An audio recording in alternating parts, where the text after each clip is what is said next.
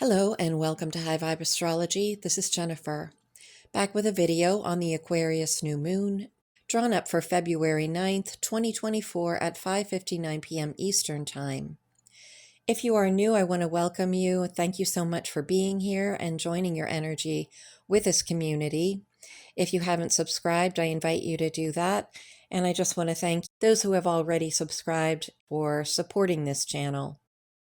This Aquarius new moon is very interesting, and I got a download from Spirit that I'm really excited to share with you. It celebrates the inner child, which really has been the theme over the past couple of videos when I talked about the Pluto discovery chart with Leo rising and the Sedna discovery chart also having Leo rising, and there being prominent fifth house energies in humanity's awakening process.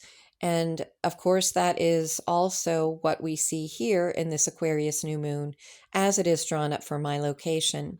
So if you are new, I will just explain that I do read charts as event charts drawn up for my location because I place great value on the connection between the microcosm and macrocosm. We as individuals, our experiences, how we use our energies and conscious awakening has great impact on the macrocosm. We are not powerless. We are, in fact, far more powerful than we realize when we consciously use our energy, aligning with the divine and working with these energies on a daily basis. So I trust you to use your intuition and take what resonates, leaving the rest behind. And I'm going to do things a little bit differently, and you can let me know if you like this or not. But instead of providing affirmations at the end, what I'd like to do is go through the aspects and provide the aspect meaning. So you will hear the frequencies, but I would love for you to come up with your own affirmations and maybe put them in the comments section. So what I do find interesting in this chart is that we have Sedna and Uranus at the top of the chart on the midheaven in a prominent position and in powerful aspects as well, which I'll get to. But since Sedna is about remembering and reclaiming our divine inheritance and reestablishing the balance of feminine energies with the masculine, in its combination with Uranus at the top, it is a very wide conjunction, but it is a conjunction of a 10-degree orb. Uranus is about awakening, and Sedna is about remembering. So on January 27th, Uranus went direct, so its energies are felt more prominently now. And on February 11th, just 2 days after this Aquarius new moon, Sedna turns direct. So her energy will be felt more prominently. This is no accident. This is by divine design. And the download that I was getting as I contemplated this new moon chart is the analogy of Sleeping Beauty. In some versions of Sleeping Beauty, there were 12 fairies invited to the christening of Sleeping Beauty by the king and queen. And the 13th fairy was omitted or excluded. But in another original version, it was the 8th fairy that was excluded. And I find this interesting because 8, of course, symbolizes Scorpio energy, the 8th house, as above, so below. The two symmetrical circles, one above the other, the top circle representing what is visible, tangible, above the surface of things, the below circle representing what's hidden, what is not seen. It's the hidden mysteries. 8 symbolizes transformation, death, rebirth, the scorpionic energies. So in this particular version, the seven fairies were invited, but it was the 8th fairy who was innocently excluded because she wasn't seen by the king and queen. She was thought to be dead or, not not existing anymore. So she was not sent an invitation as a result. But what I find interesting is that because she was excluded, she placed a curse on Sleeping Beauty to prick her finger on the spinning wheel and fall to her death. Well, the spinning wheel, represents the wheel of karma and the wheel of destiny. So the seventh fairy, having overheard this black fairy's plans, decided to wait until last to present her gift. So she waited till the eighth fairy went and placed the curse on Sleeping Beauty so that she could reverse death to simply falling asleep. The seventh fairy it's interesting because seven represents spirit and a spiritual understanding. And eight represents, as I said, death, transformation, as above, so below. The black fairy is epitomizing through her action the lowest vibration of Scorpio in her desire to take revenge upon the king and queen and their kingdom, really, because it wasn't just Sleeping Beauty that fell asleep, it was the entire kingdom. I find this truly fascinating with what is going on right now and the awakening of humanity from a very ancient amnesia and the dark forces that took part in this deception by various means. But all of this is significant because as we look at this chart, we have Leo rising once again, which is healing the inner child, the magic, the wonder, the innocence of looking at life through that lens. We have Scorpio at the base of the chart. It is the base of operations, our emotional foundation, our ancestral lineage, the roots that go so very deep into our past, and the death and rebirth process that is taking place with regard to our ancestral lineage right now. We have Aquarius opposite Leo, of course, on the seventh house cusp. So we are awakening to the ways that we have up until now interacted with other people. And we are awakening to the necessary changes that must be made. And I will address the Aquarian energies and what exactly they signify in a moment. But moving on to the top of the chart, we have Taurus, of course, opposite Scorpio. Scorpio at the base of operations, Taurus at the top on the cusp of the 10th house, which is destiny. How we are moving into a more visible interaction in our physical world, how we make our home in the world.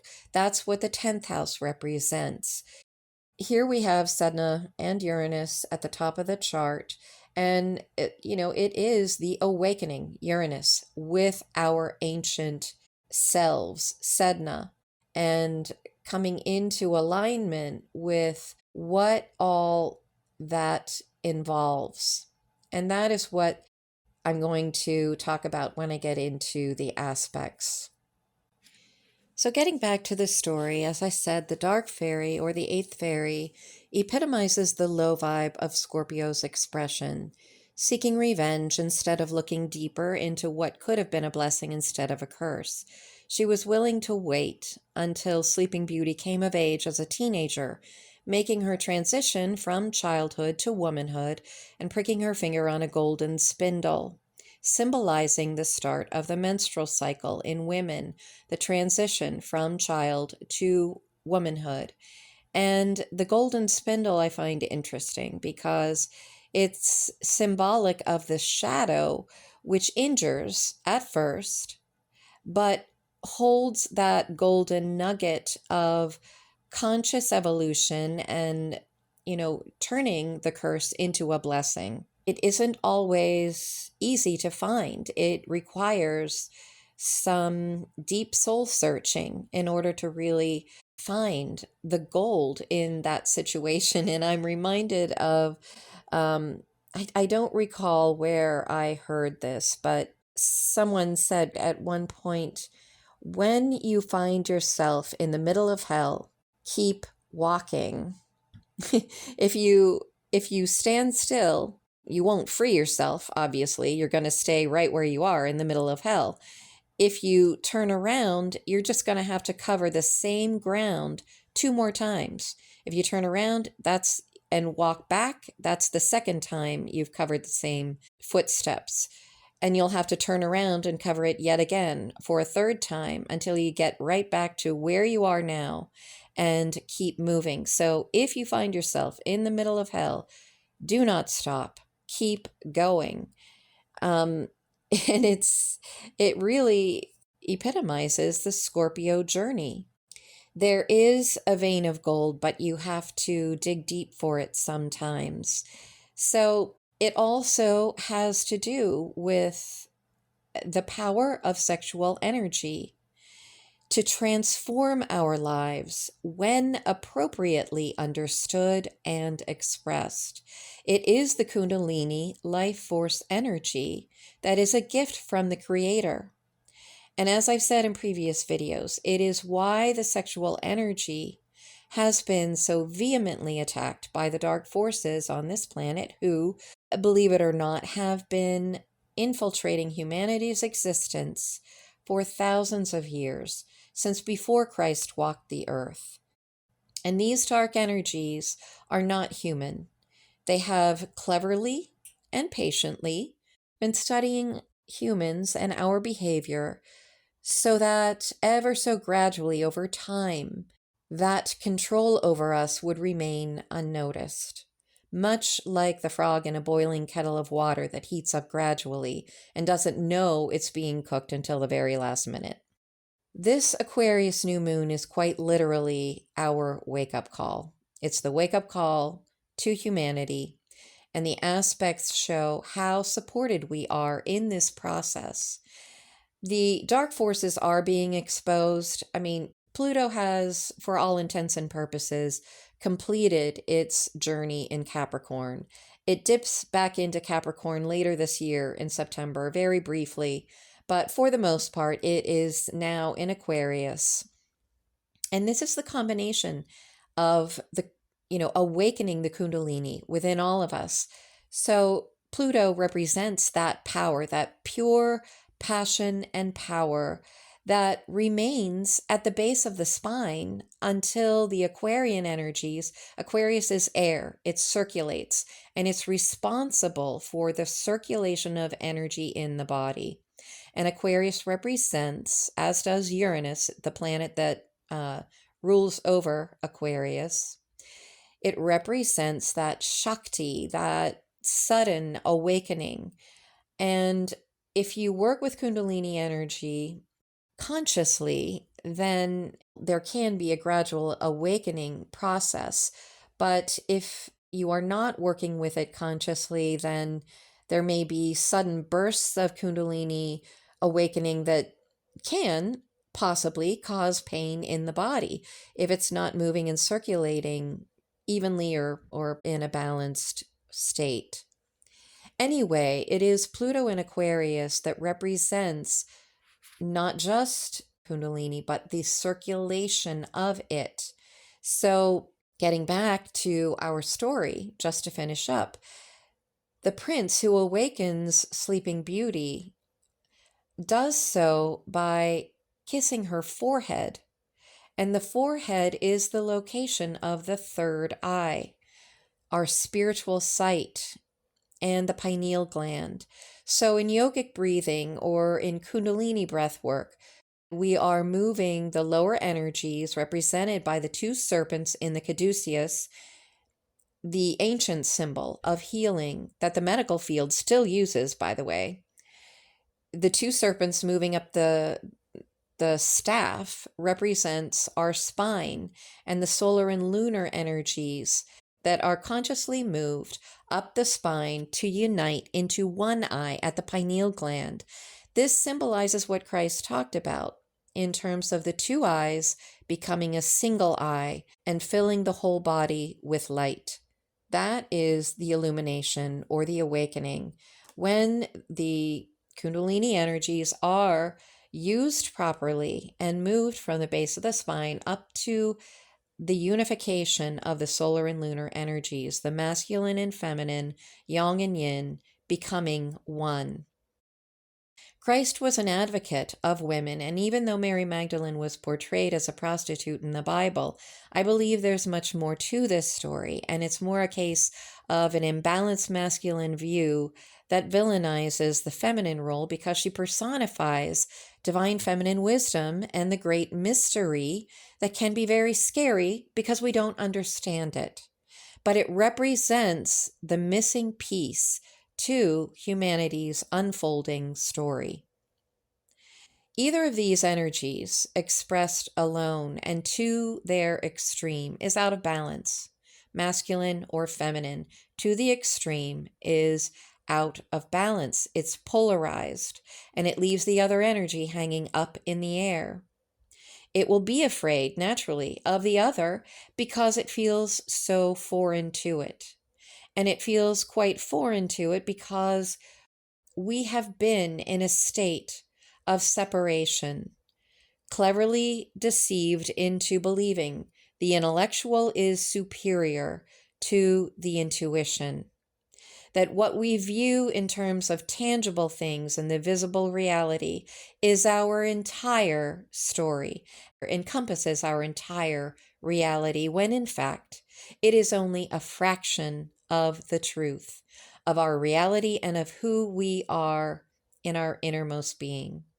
Divine feminine essence represents what we need now to come back into balance with the divine force within us and allow the union of these two, masculine and feminine, solar and lunar, to fill our entire body with the living light as they come into union. And this is how we reclaim our true and authentic gifts bestowed upon us by the Creator. The dark forces, however you name them or perceive them, are real, and they have been at war for our spiritual powers since the days of Atlantis and Lemuria, when, for one brief shining moment, we actually knew how to live in harmony on this planet, and we knew what constitutes true love. Over time, we lost that vision and experience, but we are gaining it back now. And this is what I see in this Aquarius new moon chart. When it comes to Scorpio and its rulers, we have three examples represented by the scorpion, the phoenix, and the eagle. Mars represents power by force and control, and I associate Mars with the scorpion. Pluto represents the power through surrendering the ego's attachments and what no longer serves our evolution, the awakening of the soul. This is represented by the phoenix. Sedna is the power of remembering who we truly are across all time, space, and dimensions, and celebrating the reclamation process of our entire being. It's about healing the inner child and once again reinstituting the magic and wonder of our imagination and intuition. She represents the ocean, which is her home, and symbolizes the connection we have to each other. Each droplet of water disappears into the great mystery of that ocean of consciousness. And like every river finds the ocean eventually, so too does the human soul find its divine origin and home. Mother Nature needs no science to improve upon her perfection. What it needs is to be observed in its perfection, left to its own self-regulating capacity, and not interfered with. The dark forces have been jealous of human souls in a physical body who have within their bloodstream, within their DNA, the capacity to align with the divine. But they do not want access to the light. What they want is to keep us instead in the state of separation, in the energy of fear and divisiveness and war and darkness, so that they can siphon off our life force energy and use it for their own selfish purposes. What we need to do is unify, remember, and reclaim our divine inheritance. So this next portion is going to take us through the aspects, and I will share their meaning. And then what follows is the frequencies, and you'll see the aspects. You'll be able to view them. The first aspect is the Sun Moon conjunction, of course, representing the new moon. And it's making a square to Uranus, it's the ruler of this Aquarius new moon. Squares squeeze the juice out of the energies that are combining. So this is creating the momentum to awaken. Think of it as the alarm or the wake-up call to humanity. That's what I see in this square from Uranus to the Aquarius new moon. The next aspect is the sun and new moon and the sextile to Chiron. It is making a sextile to Chiron and the North Node, but I have separate frequencies because I can only do 3 at a time. So sun, new moon, and Chiron. And this aspect meaning is about consciously working with the new cycle of awakening, Kundalini and circulation. Aquarius rules both Kundalini Shakti and the circulation. And the healing of our I am presence represented by Chiron in Aries. This is about the I am presence fully realized in the divine union and healing that union of solar lunar energies. The next aspect is the sextile from the new moon, the Aquarius new moon, to the Aries North Node. This is similar to the sextile with Chiron, but with the addition of using the Martian forces, because Mars rules Aries, for the purpose of fully embodying the enlightened state as the divine destiny and goal represented by the North Node. The North Node is uncharted territory, but it is our destiny and goal. And Mars represents the body in its connection to the first house. It is, again, that I am principle. I embody this. And so we are moving towards our destiny of fully embodying that enlightened state. Then we have a trine from the Libra South Node to this Aquarius new moon. And this trine represents support from the universe to make peace with our past, represented by the South Node, to release all shame, guilt, self-blame, or blaming others for any misguided actions within relationships. It's about fully forgiving ourselves, our past, for any interaction with the dark forces that, we allowed ourselves to be deceived by, so that we can release all that no longer serves us and be free to move on to our destiny and purpose. The next one is Venus, Mars, and Pluto, all conjunct. Venus and Mars are in Capricorn, and Pluto is in Aquarius, so it's an out-of-sign conjunction. And with Mars and Venus in Capricorn, this represents the physical embodiment and expression of divine union. Their conjunction with Pluto, having just moved into Aquarius, suggests 2 things. 1, the physical realization of divine union through the conscious embodiment of Kundalini energy. 2, Pluto's entry into Aquarius represents the circulation, Aquarius, of Kundalini, Pluto, from the lower scorpionic expressions of power and force to the highest expression of sacred union, soul wisdom, and the enlightened state. Next, we have Venus, Uranus, and Sedna for the trine. And it's a wide trine from Venus to Sedna, but I'm including it because you can round up Venus's degree to 22, and Sedna is at 29. It's a 7-degree orb.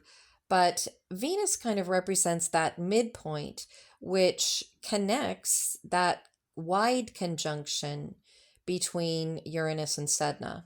By sign, it's not a midpoint, but by degree, it is connecting those 2 energies. So I see this as awakening feminine wisdom and intuition, and that kiss on the forehead that awakens the third eye with the remembrance and reclamation of our full divine inheritance, which is represented by Sedna. Next, we have Mars, Pluto, and Mercury all conjunct. Again, it's an out of sign conjunction, but Mars in late degree Capricorn is conjunct Pluto and Mercury in Aquarius.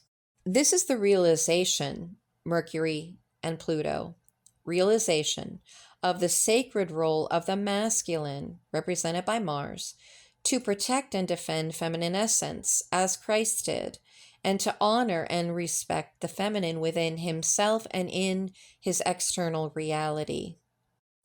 We all have the masculine principle within us, so it doesn't apply just to men. It applies to all of us across the board, but this is, as Mars represents that masculine expression, it is the evolution of the Martian energy from a lower vibe or expression of power and control and even aggressive action toward the feminine to become the protector, the warrior who holds sacred the feminine essence and becomes that, the protector of that energy.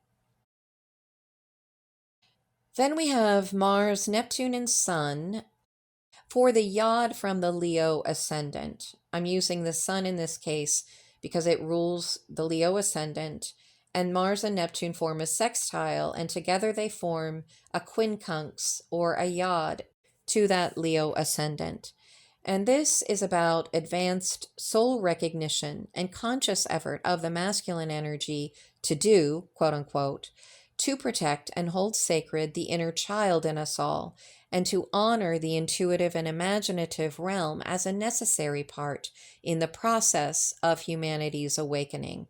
The ascendant represents the dawning. It's the constellation that rises in the east at the time of birth or whatever chart you are drawing up. And in this case, at the time of this Aquarius new moon, for my location, we have Leo rising. And just as the sun dawns in the morning, our rising sign represents how we dawn upon other people. So again, this is literally the dawning of our awakening, Leo rising. Next, we have Mars, Venus, and Sedna for the trine. And this is about divine union, Mars and Venus, brought back into physical reality, embodiment, and experience for the sake of transcending all previous trauma, freeing from obscurity all soul parts that had been left for dead and abandoned. We're calling these parts back, calling back our authentic power from divine connection and unity across all time, space, and dimensions in this connection of Mars and Venus with Sedna. And last but not least, we have a sextile between Jupiter and Saturn. And this is about consciously working with the energies of expansion and abundance, represented by Jupiter, and the mastery of the physical realm, represented by Saturn, to establish peace and prosperity on this planet, represented by Taurus, over a long period of time. This is how we are recalling, remembering, and establishing peace and prosperity, prosperity that is balanced in the physical and the spiritual realms, to live in harmony and stabilizing that abundance and that way of life again. So that is all I have for you in this video. I do hope you will stay tuned for the frequencies and write your affirmations, and please do share them in the comments section below. Thank you again for joining me, and I will be with you again soon in the next video. Bye for now.